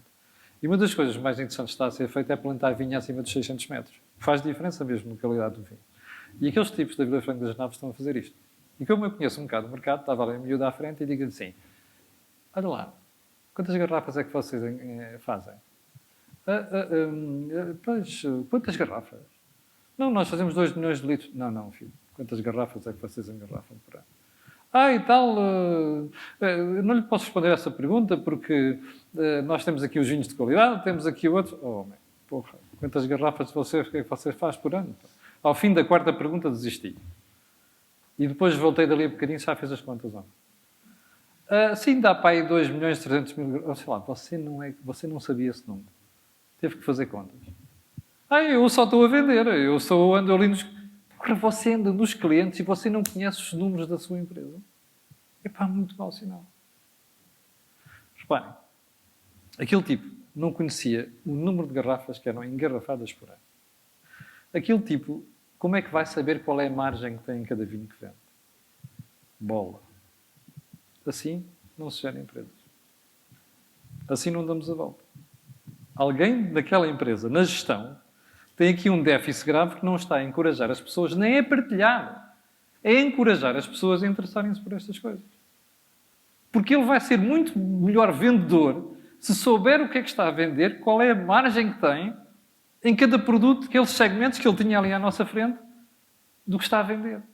Caramba, se eu tiver uma margem de 10% numa e 2% na outra, eu vou para 10%, que é aquilo que me dá jeito para a minha vida profissional, não é? E para a empresa. Ora, como é que eu vou fazer isso se eu não conheço os números? Não faz sentido. Não é só uma questão de partilha, é encorajar a malta a ir buscar esta informação. Outra questão que o José Coelho estava a dizer há bocadinho ali, que eu acho que faz uma diferença muito grande. Nós temos um déficit em Portugal de remuneração variável. A malta pensa só no fixo. Quanto é que eu levo para casa certinhos todos os meses? Ora, um dos nossos déficits de produtividade tem a ver com o facto de nós não encorajarmos as pessoas a preocuparem-se com a remuneração variável. Ora, esta é a altura certa para fazer isso. Quer dizer à malta assim, olha, nós precisamos de aumentar as vendas de 10%. Mas eu estou em crise. Pois, mas esse é que é o desafio. Mas repare, se você vender mais, eu vou-lhe pagar um prémio do caraças. Esta é a altura certa para fazer isto. Porque é nestas alturas que as pessoas mais precisam de puxar pela cabeça. E é essa altura em que isso faz diferença para a empresa. Eu vou-vos dar um exemplo conhecido, verdadeiro. Eu conheço a empresa. Havia uns tipos de uma seguradora que puseram um determinado objetivo de vendas para o ano. E chegaram a outubro e fizeram um encontro da empresa e descobriram que estavam para aí 50% abaixo. E os tipos disseram assim, olha, quem chegar ali ao objetivo leva para casa 10 mil euros no final do ano. Ficou tudo em silêncio. E alguém diz, cometeste um erro desgraçado. Já viste o que é essa malta? Vamos ter que pagar 10 mil euros. Imagina que são 100 gajos. Está bem, mas se pagarmos 10 mil euros quer dizer que os gajos venderam para caraças. Estás a perceber ou não? Vejam só a falta de coisa. Bom, 2 semanas depois, aquilo demorou assim a arrancar. 2 semanas depois, ele foi ver as contas e começou a perceber uma mudança. Chegaram ao final do ano, ultrapassaram o objetivo em 20%. E o tipo mandou chamar algumas daquelas pessoas que tinham vendido muito bem e disse, o que é que aconteceu? Sabe uma coisa? Eu cheguei a casa, virei-me para a minha mulher e disse assim, olha, esquece que eu existo nos próximos 2 meses. Se te quiseres divorciar, divorcia-te. Eu tenho que me matar porque no final do ano quero ir buscar aqueles 10 mil euros. Estão a ver a diferença? É só isto. Parece que é muito difícil. Não é. As pessoas movem-se pelos objetivos. As sociedades mudam-se com objetivos. Não é obrigando. Eu tenho de ter um interesse pessoal naquilo. Eu tenho de ser dono daquele interesse. Aquilo tem que me ir ao bolso. Aquilo tem que me beneficiar. Isso faz toda a diferença. Das empresas, em qualquer organização, em nossa casa, não é? Em nossa casa, e até no país. Mas, enfim, no país é uma desgraça. Nem vale a pena falarmos disso aqui. Não sei se tens alguma coisa mais a acrescentar. Só lembrar que nessas remunerações variáveis é muito mais fácil nós transformarmos isso em produtos isentos de segurança social. Pois. O ganho é ainda maior. É verdade. Já fizemos um programa sobre isto também. Corporate Vision. Pá, não sei se vocês querem abrir aqui agora. Peço para a conversa. A primeira seria para o Camilo. Uma opinião, é futurologia. Se este aterrar que nós vamos ter vai ser tão violento como foi no subprime. Eu recordo-me, já nisto há uns anos, eu no subprime tive de dispensar 60% da equipa. 60%? 60% da equipa, mas estamos cá, com uma equipa quase igual, por isso acho que não é mau. Por isso, em termos de futurologia, se vamos ter um aterrar tão violento como foi, eu recordo-me, só para tipo de exemplo, nós tínhamos 40 mil euros de pagar de ordenados todos os meses e em setembro, quando voltávamos, faturamos 25 mil. Só para termos a noção do aterrar que foi. Pronto, mas ficou resolvido. Essa é a primeira questão. A segunda questão seria para o José Pedro, que tem a ver exatamente com esta questão dos salários e do custo que é das empresas, que nós estamos sempre a inventar formas de tentar remunerar mais os nossos colaboradores e remunerarmos mais até a nós próprios, não é? Com aqueles truques de empregar os filhos nas empresas e não sei o quê, com os ordenados mínimos e de repente a família toda ganha o ordenado mínimo e ficamos todos contentes com essas brincadeiras. Se há alguma perspectiva que isto mude, porque eu tenho 51 anos, vejo os meus filhos a quererem ir para fora, a estarem cada vez a estudarem lá fora. Tenho uma filha já a trabalhar no Luxemburgo, outra a tirar o curso na Holanda, e nós olhamos para as universidades portuguesas, a Nova é a melhor do mundo, a Católica, eu sou da Católica, é a melhor do mundo. Onde é que para essa gente que são formados nas melhores universidades do mundo? Obrigado. Olha, futurologia eu confesso que tenho dificuldade em fazer, mas olhando para os dados disponíveis, eu tenho muitas dúvidas que vai ser igual ao subprime. Porquê? Porque você no subprime tinha um problema de risco, não é? Que as pessoas descuidaram-se com o risco, os bancos descuidaram-se com o risco. Agora já não é assim. Primeiro, os bancos estão mais bem preparados. Segundo, uma das coisas que nós vimos ontem, que as pessoas depois insultam os bancos. E os bancos não têm culpa nenhuma, porque temos agora o BCE em cima dos bancos, graças a Deus. Há 6 bancos em Portugal que não são controlados pelo Banco de Portugal, graças a Deus. Graças a Deus. Com esta malta aqui que são os amigos do primo e do cão e não sei das quantas, aquilo era tudo uma promiscuidade como a gente viu até 2008, não é? Mas, primeiro, os bancos estão mais bem protegidos porque os BCE obriga a manter rastros de capital muitíssimo fortes. Em segundo lugar, a senhora Lagarde ainda ontem disse, atenção que há aqui uma parte do sistema financeiro que está vulnerável, quer dizer que a malta vai ter atenção naquilo. Portanto, quando não há problemas com os bancos, logo o efeito de uma crise é substancialmente inferior. E depois há outra coisa, que é, se nós formos ver, apesar de tudo, temos uma coordenação maior entre bancos centrais no mundo do que tínhamos naquela altura. Portanto, é provável, mesmo que os juros subam, eu acho que nos Estados Unidos podem subir até aos 4%, e eu desconfio que na Europa vão subir até aos 3,5%, e reparem, está em 1,25%. Estava em 0 há pouco tempo. Até 2,5%, 3,5%, isto é uma pancada muito grande. Mas mesmo assim, eu suspeito que não vamos ter o mesmo problema. Agora, há uma coisa muito importante, que é, as medidas vão mesmo ter que ser tomadas. Por exemplo, uma das coisas que eu acho fantástica é o que está a aparecer. O BCE, reparem, a economia funciona com 2 braços, não é? Um é a política orçamental, o outro é a política monetária. Portanto, é moeda. O outro é orçamento, receitas e despesas. Nós temos o BCE a subir taxas de juros para combater a inflação. Porquê? Porque há tanta massa no mercado que as pessoas estão a comprar. Portanto, é preciso tirar a massa do mercado. E o BCE está a fazer isto. Mas, ao mesmo tempo, temos os governos a dizer assim, não, vamos buscar uns pacotes de ajuda. What the fuck? Quer dizer, então eu estou a tirar daqui e estes gajos estão a dar daqui. Isto só vai fazer uma coisa, que é o BCE e o FED sobem mais as taxas de juros. Aquela rapariga que está sentada ali já percebeu isto, em Frankfurt. Até o Mário Centeno, que era Ministro das Finanças, já percebeu isto. E anda a dizer isto com economias. Não é? Ele diz assim, políticas procíclicas. O que é que quer dizer políticas? Imagina, vai ali à rua, pergunta às pessoas, o que é que quer dizer políticas procíclicas? Ele manda dar uma volta ao Villagrande. Não percebe porra nenhuma daquilo. Mas políticas procíclicas quer dizer o seguinte, nós estamos a tomar medidas que ainda vão piorar a situação, porque estamos a estimular o consumo. E, pá, isto não bate a bota com a perdigota. Agora, como é que se convence governos populistas a tomarem uma decisão diferente? É muito difícil. E esse é o desafio que a gente tem pela frente. Belíssimo exemplo. Energia. A malta está toda a gritar. Ai, não sei o quê. E o governo diz, os governos todos, vamos baixar taxas de juros. Perdão, taxas de imposto. Ai, tal, vamos colocar um top ao preço do gás. E a malta diz, portanto, esta é a mensagem para o resto da economia. Continuem a consumir como consumiam. Não, não pode ser assim. O preço é o principal dissuasor do comportamento das pessoas. Não é? Nós temos que sentir o custo. Temos que sentir o que é o aumento do preço, porque senão não mudamos de comportamento, não é? Em minha casa, no outro dia, eu cheguei e encontrei todas as luzes acesas. E chamei os meus filhos, vocês não veem notícias? Epá, mas acham que eu posso estar a pagar esta porcaria? Levaram um responso a sério. Reparem, se calhar se eu não tivesse a sentir no bolso subir do preço de energia, não tinha aquela preocupação com eles. E isto passa-se com as empresas. Querem mais outro exemplo da falta de incentivos? Bom, eu tenho um amigo que tem umas empresas ali ao pé de Leiria. Energy Intensive. Em dezembro pagava 15 euros por quilowatt. Aliás, por quilowatt não, por fazer uma tonelada de produto. Em fevereiro pagava 50. Reparem, de 15 para 50. Em 3 meses. Fechou a produção. E eu disse-lhe assim, qual é a alternativa, pá? Sabes? Epá, não sei, pá, é que convinha agora parar porque... Não, espera aí. Tu não tinhas outra solução? Tinha. Sabem qual era a solução?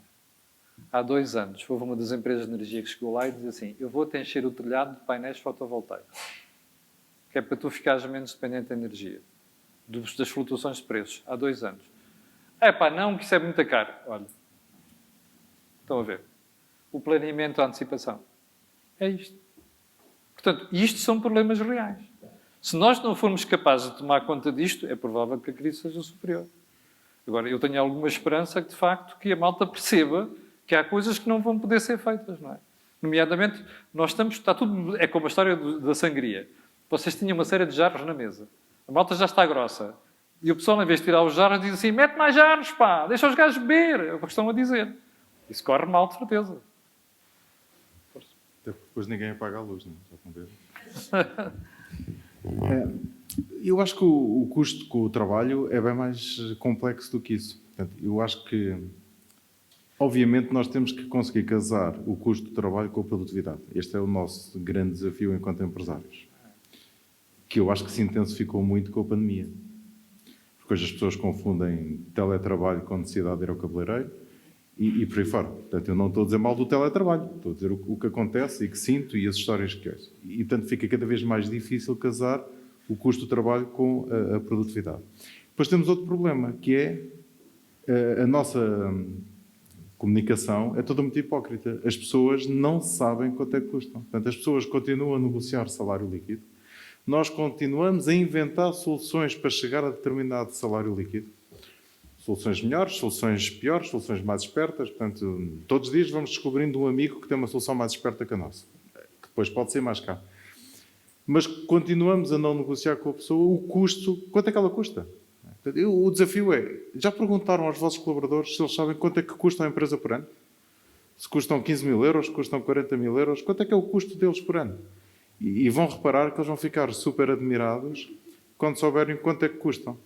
E quando virem que grande parte desse custo, afinal, está-lhes a ser retirado, ou está a ser retirado da empresa, que então eles nem sabem, né? Se vão perguntar aos seus colaboradores quanto é que a empresa paga de segurança social, a maioria não sabe.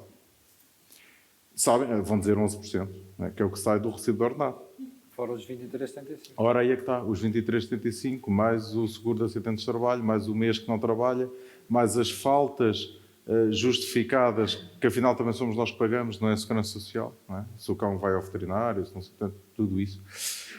Portanto, se nós conseguirmos casar isto com produtividade, e por isso é que eu falei na remuneração variável, e nos incentivos que nós podemos dar isentos de Segurança Social, não é para nós pouparmos na Segurança Social, a Segurança Social precisa de dinheiro. É para nós conseguirmos incentivar os trabalhadores e eles sentirem o real incentivo, que é se eu lhe disser, olha, se atingires determinado objetivo, tens os 10 mil euros que a Companhia de Seguros deu, mas tens em PPR. Bem, quando te reformares vai ser espetacular. E eu não paguei a Segurança Social dos 10 mil euros, portanto ele sabe que tem uma poupança dos 10 mil euros. Isto é uma chique espertice? Não, não é. É um incentivo para que ele trabalhe mais. Os salários em Portugal são baixos porque a produtividade é baixa. E, portanto, todos nós sentimos que ganhamos pouco e que pagamos pouco, mas não conseguimos pagar mais.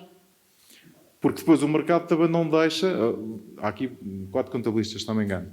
Agora vamos todos experimentar, vamos ficar ao pé dos nossos clientes e aumentar as avanças 30% para poder aumentar igual os salários. Quantos clientes vamos perder? Porque vai haver sempre alguém que faz mais barato. E nós também somos bons a não valorizar o nosso trabalho. Não é? Nós todos. Porque qual é a diferença entre o sapato português e o sapato italiano? O deles é mais lustroso, porque a vaca que deu o couro é igual. Não é?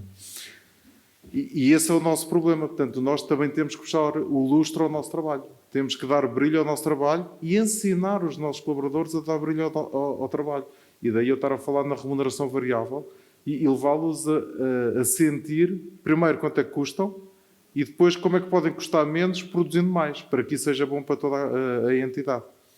E sim, o sistema é tão caro e tão pesado que nós vamos ser levados constantemente a inventar soluções. Repara que nós tivemos a necessidade de fazer um simulador que está disponível no nosso site para ver como é que podemos poupar na Segurança Social. Isto não há nada mais estúpido, não é? Portanto, isto é completamente contra a natura. Então o contabilista está a ensinar a fugir à Segurança Social? Não. O contabilista está a ensinar a pagar de uma forma mais eficiente para que o colaborador sinta uma maior aproximação entre o custo e o benefício. E isto é realmente um desafio que temos pela frente. Só uma questão em relação aos seus filhos, deixe-os ir embora. Porque senão a gente está a condenar as pessoas a ganharem 1000 euros por mês, deixe-os ir embora. Já foram embora e estão lindamente nas Deloittes do Luxemburgo a ganharem ordenados. Mas sabe porque é que isso acontece?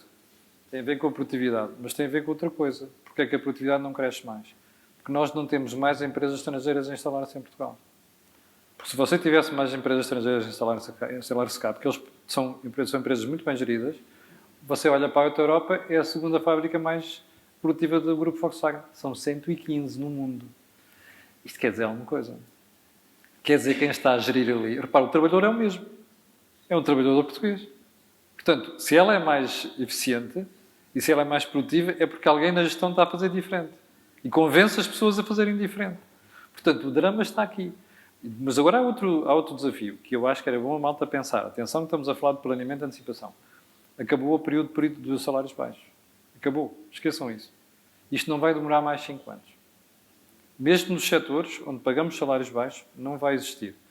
E por uma razão muito simples, é que não há pessoas para trabalhar. Vocês olham para a restauração e ouvem os empresários a queixarem-se todos. Epá, não há pessoas. Não há pessoas porque não se paga. Esse é que é o ponto. E, portanto, mas se eu pagar mais vou à falência. Primeiro, não é verdade. Naqueles casos. Porque as margens na restauração ainda são elevadas. E a capacidade de fuga aos impostos então é uma coisa brutal. Ainda é. Por um lado. Por outro lado, porque é precisamente por isso que eles têm que ser mais produtivos. Porque vão ter que pagar mais, porque não há. Eu vejo todos os dias em hotéis de 5 estrelas, serviço de 3 estrelas. No outro dia, aqui há uns meses, entrei num hotel com a minha mulher e o miúdo que estava ao balcão mandou para o quarto. E eu entrei no quarto, o quarto estava ocupado.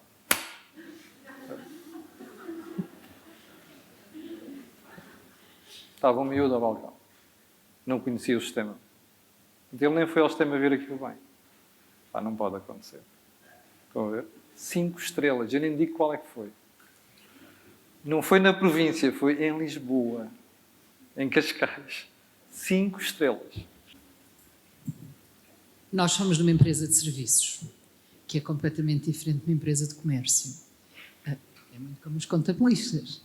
A nossa área é medicina e segurança no trabalho, que até dizem, uau, isso é obrigatório para vocês, não há problemas. Eu acho completamente o contrário. Ainda para mais porque em Portugal tudo o que é obrigatório é mau. Eu digo montes de vezes à minha equipa, eu adorava que nada fosse obrigatório. Aliás, nós temos na empresa departamentos que não são obrigatórios, como por exemplo o de segurança alimentar, e que conseguimos muito melhores resultados porque as pessoas, quando compram, compram porque querem, porque acham que é importante, porque percebem a necessidade de ter o serviço de segurança alimentar. Mas aqui a questão tem a ver com aquilo que estava a dizer dos salários e aquilo que o Camilo estava a dizer também relativamente aos salários, que esqueçam os salários baixos porque vai terminar em pouco tempo. Mas aquilo que também aprendemos, não é, na faculdade, é que os custos têm que ser passados para os clientes. E os custos dos salários também têm que ser passados para os clientes, porque é um custo fixo da empresa e eles necessariamente têm que o fazer, tal como o dos contabilistas e como todos os custos que existem nas empresas. E aqui é que eu acho que reside a questão. É que nós, enquanto empresas, eu não acho que seja tanta culpa do cliente como aquele senhor estava a dizer, da redução dos 50 euros. Eu acho que tem mais a ver com aquela questão que se falou há pouco, de nos valorizarmos a nós próprios. E eu acho que nós temos um problema muito grave em Portugal, que é nós não nos valorizamos. E aquilo que o Camilo estava a dizer, que era, é pena não estar cá mais empresas estrangeiras. Não. Eu não acho que seja pena não estarem mais empresas estrangeiras. Eu acho o contrário. Eu gostava muito mais que houvessem mais empresários portugueses. Só que com a mentalidade de algumas empresas estrangeiras, que é da valorização. E eu acho que isto se devia de aprender nas faculdades e infelizmente não se aprende. Mas também acho que não devemos ser tão pessimistas. Eu sei que os gráficos e essas coisas todas mostram, mas também sei que muitas das vezes nós conseguimos contrariar e acho que não podemos passar mensagens tão negativas porque, é assim, nem tanto António Costa, nem tanto Camilo Lourenço. Acho que temos que arranjar aqui uma situação intermédia, porque senão nós passamos esta angústia aos clientes e aos trabalhadores e isso também não é bom. Obrigada. Queres comentar? Eu quero comentar e quero comentar na primeira pessoa. Eu criei a Betoc, como o vos explicou, em 2010, plena crise. E então decidi que a primeira coisa que eu precisava era de clientes. E telefonei a todos os meus amigos. Portanto, conseguem imaginar o vosso amigo mais chato? Eu era pior. Portanto, telefonei a todos os meus amigos a dizer que eles tinham que ser meus clientes. E havia um amigo meu que era diretor financeiro numa empresa em Torres Vedras, que, farto de receber telefonemas meus, disse-me: epá, vem, mete no carro, vem almoçar comigo, mas digo-te já que não tens hipóteses. Eu pago 500 euros por mês e o meu contabilista vem cá todas as manhãs. Mas eu nem pensei, ele disse para eu ir, e eu no carro comecei a fazer contas e a ver a gasolina desaparecer.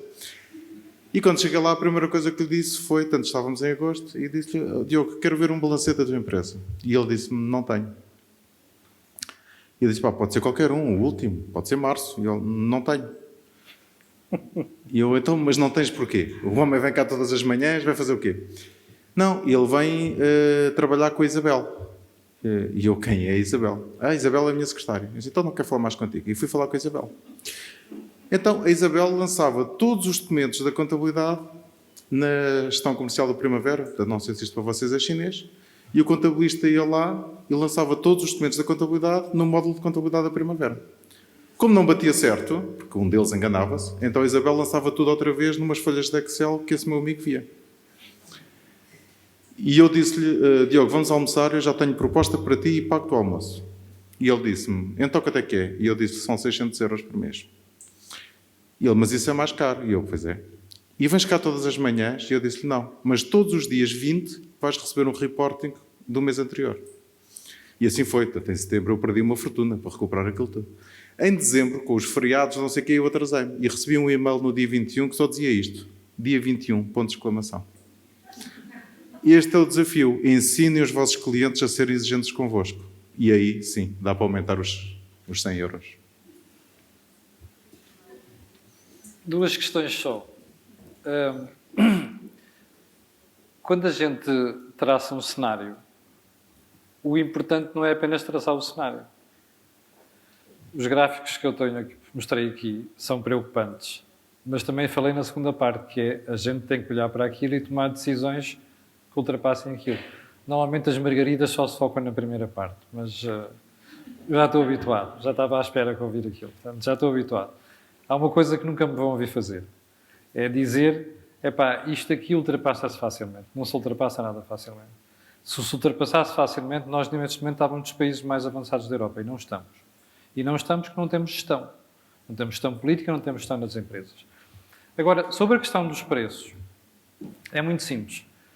Eu, quando comecei a minha vida profissional, era o meu grande esforço, eram os preços baixos. Aprendi rapidamente que é a melhor forma de perder dinheiro. E a melhor forma de sair do negócio é cobrar preços baixos. Agora, para nós cobrarmos preços altos, temos que ter várias coisas. Uma delas é nome, ou se quiserem, marca. Outra coisa é diferenciar-nos dos outros. E a última coisa é criar o mesmo valor. Porque se não formos capazes de fazer estas três coisas, nunca vamos conseguir ter preços altos. E reparem, isto não é um desafio para quem já existe no mercado. É mesmo para quem surge no mercado. E isto é um ponto muito importante. Porquê?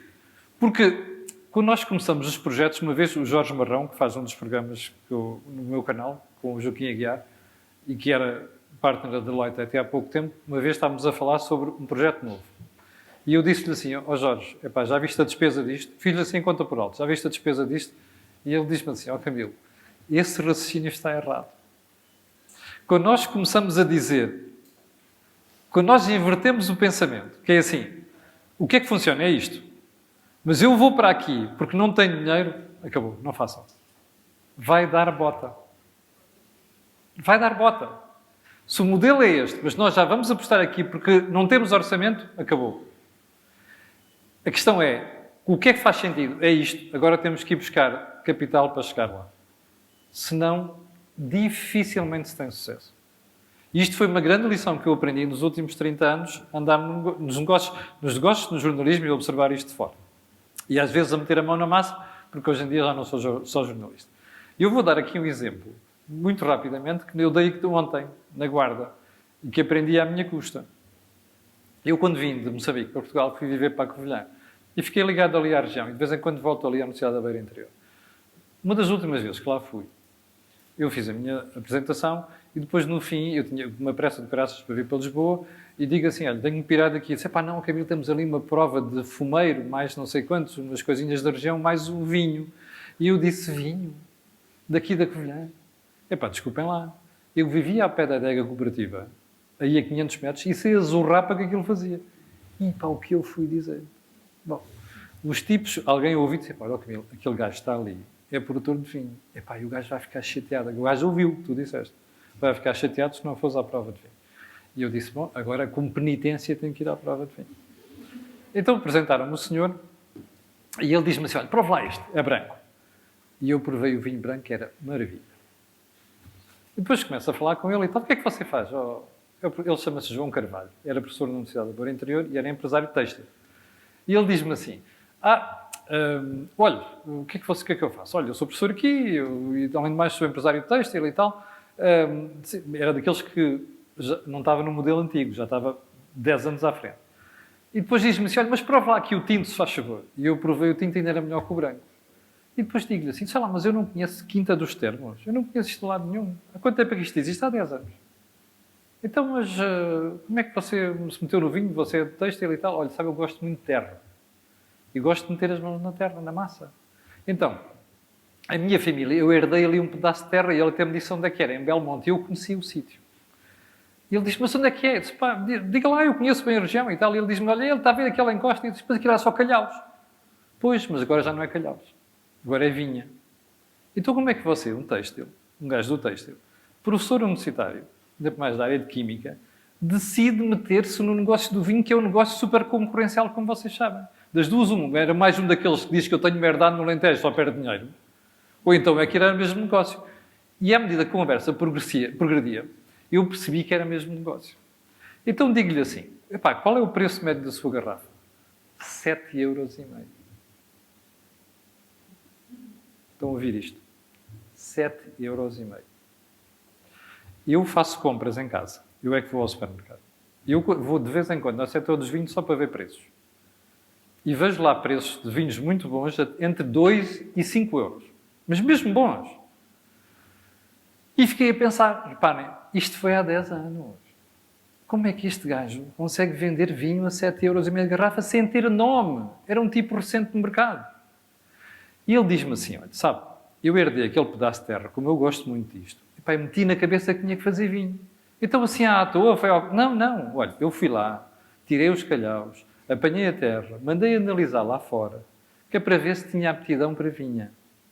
E depois disso, fui descobrir quais eram as castas mais educadas para aquilo. E depois é que fiz a vinha. Então, e depois como é que você chega aos 7,5 euros? Tive sorte. Olha, no segundo ano que eu fiz vinho, mandei o vinho para um concurso internacional, ganhei uma medalha de ouro. E a partir daí começou a circular só nas revistas. Eu disse, sorte. Epá, desculpa lá. Então você não está nos supermercados? Não. Agora já está, alguns. Não quero vender nos supermercados. Está a perceber ou não? Eu apontei para aqui e eu quis fazer vinho para aqui. Segundo ano que ele faz vinho, manda outra vez para um concurso internacional, ganha outra medalha de ouro. What the fuck? Estou a ver. Este gajo não foi para o negócio dos preços baixos. O objetivo dele... Podia ter falhado? Podia. Mas repare, ele desenhou este modelo e foi para ali que foi. Tinha dinheiro para fazer? Pois tinha, mas não se fazem empresas com 1 euro, como dizia há bocado o José Pedro Farinha. E só na cabeça de Sócrates, não é? Pá, não pode ser. Portanto, a gente, quando desenha projetos, e sabem qual é o grande déficit em Portugal? É que a gente tem um déficit de gente que pensa cá por cima. Tem uns malucos também, mas é verdade. Mas temos um grande déficit de gente que aponta cá para cima. Este tipo apontou cá para cima. E fez a Quinta dos Termos. Que ainda por mais tem o vinho do caraças. E eu depois vejo gente no mercado com vinhos que têm nomes há 40, 50, 60 anos e continuam ali a dizer epá, o Camilo, eu quase não consigo sobreviver, pois não, são burros. Não tem gestores à altura. E este é o grande problema que a gente tem em Portugal. Nós não temos gestores à altura. Temos umas exceções, temos remediados. Vamos ter. Havemos ter. Mas muita gente vai à falência. E já agora, só para terminar a história dos preços. Eu não faço preços baixos. Ponto final. Quando alguém me aparece com conversas sobre eu precisava que você fizesse isto. Epá, e não sei quantos, olha, arranjo outro. Epá, mas que arrogância. Não tenho modelo para si. Arranjo outro. Há gajos que ganham dinheiro dessa maneira, eu não ganho dinheiro dessa maneira. Portanto, o meu negócio é este. Agora, quando você depois for ver o resultado, está aqui. O valor acrescentado. Senão você não vai pagar, está bem? Mas está aqui. Não vale a pena jogar no segmento dos preços baixos. Não se tem sucesso aí. E isto tem os dias contados. Acreditem mesmo que tem os dias contados. Olá, boa tarde a todos. Duas perguntas muito rápidas. O que é que nos tem impedido, ou que nos impede, economicamente falando, de haver políticas de incentivo ao investimento que provoquem aumento da oferta e consequente diminuição dos preços e diminuição da inflação? E outra questão é em relação ao preço psicológico que o Camilo estava a falar, que estou eu a chamar psicológico. O que é que nós podemos fazer para que não haja um aproveitamento também em cima da inflação dos nossos comerciantes e dos nossos empresários no aumento desses mesmos preços? Se nós podemos fazer alguma coisa. Eu, da minha parte, quando me pedem 4 euros por um pequeno almoço na padaria portuguesa, espero que não esteja aqui ninguém da padaria portuguesa, eu digo sempre assim, 800 escudos. E a pessoa que se nasceu antes de 2001 entende, se nasceu depois não entende, mas é para fazer refletir no preço. Eu também acho que tem razão. Há setores que estão a cobrar preços exageradamente elevados. Esse que falou, essa empresa que falou é uma delas. Eles eu vivo para aí a 20 metros de uma delas e eu como croissants todos os dias ao pequeno almoço. E eu sei como é que os preços aumentaram nos últimos 18 meses. De vez em quando mando desapiada lá. Eu acho que é um exagero. Mas a verdade é que se eles estão a fazer, porque alguém está a pagar. Está a ver? A única coisa que me incomoda é que a qualidade é variável. Diga? Pois. É que o problema é que a qualidade é variável. Isso é que me incomoda. Quer dizer, eu sabendo que custa, não vou lá todos os dias. Mas se eles estão a praticar, porque alguém paga. Quer pagar, não é? Faz sentido. Portanto, isso é um desafio para todos nós. Agora, a primeira parte da questão é ainda mais fácil de responder. Sabe, a única coisa que faz diferença no investimento é olharmos a 10 ou 15 anos. É assim, olha, quando você quiser pagar impostos, tem aqui um gestor de negócios no fisco que vai tratar da sua vida. Mas esteja descansado que este gajo, a única preocupação dele não vai ser sacar-lhe tudo o que você quer, é ajudá-lo. Isso é um exemplo. O segundo é dizer assim, você quer entrar no turismo, precisa de 90 entidades a quem vai ter que passar para pedir um certificado. Está a ver? Outra questão é assim, quando você tiver um problema legal, não vai passar 10 anos dos tribunais. E a última é o mudar de roupa, de impostos como quem muda de camisa. Quer dizer assim, olha, você hoje vai pagar isto e dali a um ano já vai pagar aquilo. Estas coisas, mas sabe qual é o problema disto? Não dá votos no curto prazo. Pois, mas essa é a diferença entre nós e os ricos, não é? Eu vou-lhe dar um exemplo. Uma vez um empresário português quis instalar uma empresa na Holanda e pediu ajuda aos consultores. E o consultor, quando ele lá chegou, aterrou na Holanda e disse assim, vem com o tipo do fisco da Holanda que lhe diz assim, eu sou o seu gestor de negócios a partir de hoje. Mas olha, sabe qual é a minha função? É garantir que você paga o menor número de impostos possível. Foi o tipo do fisco que lhe disse.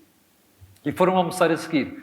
E o tipo do fisco saca do cartão do fisco holandês e pagou o almoço. Está a ver a diferença? Pronto. Esta é a primeira. A segunda é assim. Quando você diz a um empresário, eu vou fazer isto, e você pode estar descansado nos próximos 15 anos que isto não vai mudar, você tem que cumprir aquilo. Mas depois não pode aparecer o fulano tal do Partido Socialista ou do fulano tal do Partido Social Democrata ou outro idiota qualquer que depois muda aquilo que você prometeu. Não pode acontecer. Você não pode prometer às pessoas o IRC vai passar de 21% para 17% em 3 anos e depois vem outro gajo que mudou de governo e diz assim, não, afinal volta para os 21%. Pá, desculpa. Isto é uma cambada de idiotas. Não tem outro nome. Eu preciso dizer um nome que não posso dizer aqui, não é? Em público. Mas isto é uma camada de idiotas. Portanto, enquanto fizermos isto, vamos ser pobres. Você não pode dizer a um tipo que compra casas para arrendar que se um tipo não lhe pagar durante 3 meses, ele não pode pôr na rua. Não é? Porque você não é a Segurança Social. O tipo de renda não lhe paga a TSU, não é? Ele paga-lhe uma renda. Portanto, você tem o direito de pôr na rua. Mas depois, quando aparece um idiota na política que cria uma lei a dizer que você não pode pôr aquele tipo na rua, eu não compro mais casas para arrendar.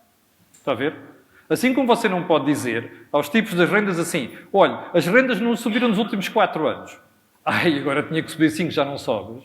E depois diz, vou prometer uma baixa no imposto. E eu digo, queres ver a porcaria que vai aparecer? Dito e feito. Olha, 9% não leva imposto, o resto leva. Pá, isto não é nada, percebe? Está a ver o pessimismo? Isto não é nada. O pessimismo tem a ver com isto. São os decisores lá em cima que não percebem que há incentivos. É. No dia em que você disser a uma pessoa assim, olha, vamos fazer um contrato. Olha a história do alojamento estudantil. São 115 mil alunos deslocados. Há 15 mil camas. E você diz, isto vai correr mal. Mas há quanto tempo é que você sabe isso? Está a ver? E disse que há 3 anos disse que ia aumentar o número de camas, não fez nada. E agora está a dizer assim, está uma maluca do outro lado que diz assim, vamos fazer requisição civil de quartos. Comece pela casa dela. Está a ver? Comece pela casa dela. É o primeiro conselho que a gente dá. O segundo conselho é este. Olha, vamos deixar de ser idiotas e vamos dizer assim à malta que tem casas para arrendar. Quanto é que você paga de imposto? 28%, não é? Eu vou-lhe baixar para 5% se você durante 5 anos arrendar casas a estudantes. Eu garanto-lhe que amanhã estão as casas necessárias no mercado. Está a ver o problema? Incentivos. A gente tem governos que fazem desincentivos. E assim, desculpe lá, vamos ser pobrezinhos. Temos uma grande sorte. É como estamos na União Europeia. Eles não querem pé descalço ao pé deles, não é? Com chatices sociais, porque dizem assim, epá, pobrezinhos, mas desde que não estejam à fome, não há problema, ok? Que se lixem. Epá, nós estamos no outro campeonato. Tomam outras decisões. Portanto, olha, tem um exemplo. É a Itália, o sul de Itália. Epá, fiquem iguais aos gajos. Não há problema para nós. Estejam à vontade. Até vos damos umas massinhas para vocês governarem. Mas cada vez que vamos ficar mais longe da malta, a isso vamos, de certeza. Mas não é porque falta de qualidade das pessoas. É pela porcaria da qualidade de gestão que a gente tem. A começar pela política e acabar nas empresas. Espero que tenham gostado aqui das questões que foram colocadas e principalmente dos pontos que o Camilo e o José Pedro trouxeram para vocês pensarem melhor os vossos negócios. De que forma é que... Obrigado. De que forma é que nós saímos daqui com mais sabedoria, com mais conhecimento, que só isso é que leva a melhores decisões. Já agora, se querem estar num sítio todos os dias onde não há mais sítio nenhum onde ouçam aquilo, às 8 da manhã, todos os dias o live, das 8 às 8h30, que eu sou fã e procuro todos os dias ouvir. O Camilo tem o seu live no Facebook e nas várias redes sociais, que é a Cor do Dinheiro. Também. E no YouTube. Portanto, às 8 da manhã é uma boa hora para começarmos a aprender coisas para o nosso dia. Mais uma vez agradeço. Vou passar aqui o micro ao Hugo para uma última palavra. Obrigado. Sim, quero agradecer ao Camilo, José.